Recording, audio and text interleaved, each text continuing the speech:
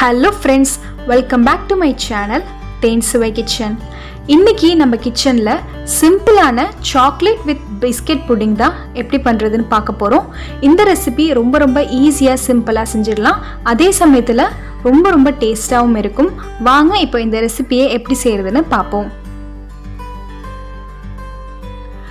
So இப்போ ஒரு பேன்ல 500 ml அளவுக்கு நான் பால் சேர்த்துக்கிறேன்.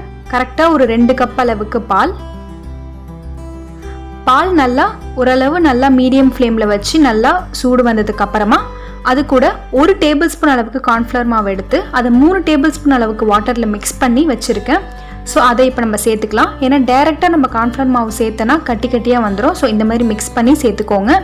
அது கூடவே 2 டேபிள் ஸ்பூன் அளவுக்கு சுகர் சேர்த்துக்கிறேன். அப்புறமா பார்த்தீங்கன்னா டைரி மில்க் கொஞ்சமாக சேர்த்துக்கிறேன். இது ஆப்ஷனல் தான், நீங்கள் விருப்பப்பட்டால் சேர்த்துக்கலாம். ஸோ அது கூட 2 டேபிள் ஸ்பூன் அளவுக்கு கொக்கோ பவுடரும் சேர்த்துக்கிறேன்.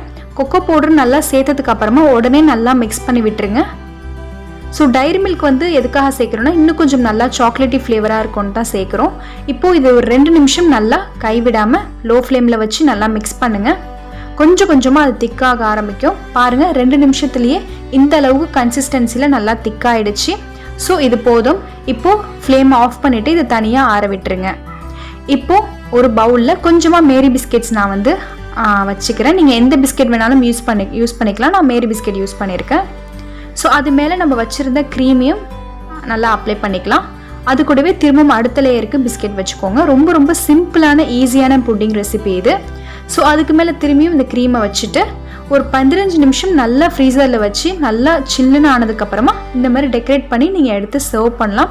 ரொம்ப இன்ஸ்டண்ட்டாக ஒரு புட்டிங் ரெசிபி நீங்கள் சாப்பிடணும் அப்படின்னா இதை கண்டிப்பாக ப்ரிஃபர் பண்ணுங்கள். ரொம்ப டேஸ்ட்டாக இருக்கும். எக்ஸ்ட்ரா ரிச்னஸ் உங்களுக்கு இன்னும் நல்லா டேஸ்ட்டாக வேணும்னா கொஞ்சமாக அதில் காஃபி பவுடர் மிக்ஸ் பண்ணிக்கோங்க. ஸோ அந்த ஃப்ளேவர் நல்லா உங்களுக்கு என்ஹான்ஸ் பண்ணி கொடுக்கும். ஸோ இந்த ரெசிபி உங்களுக்கு பிடிச்சிருந்துச்சுன்னா மறக்காமல் லைக் பண்ணி ஷேர் பண்ணுங்கள். மறக்காமல் நம்ம சேனலை சப்ஸ்கிரைப் பண்ணுங்கள். தேங்க்யூ.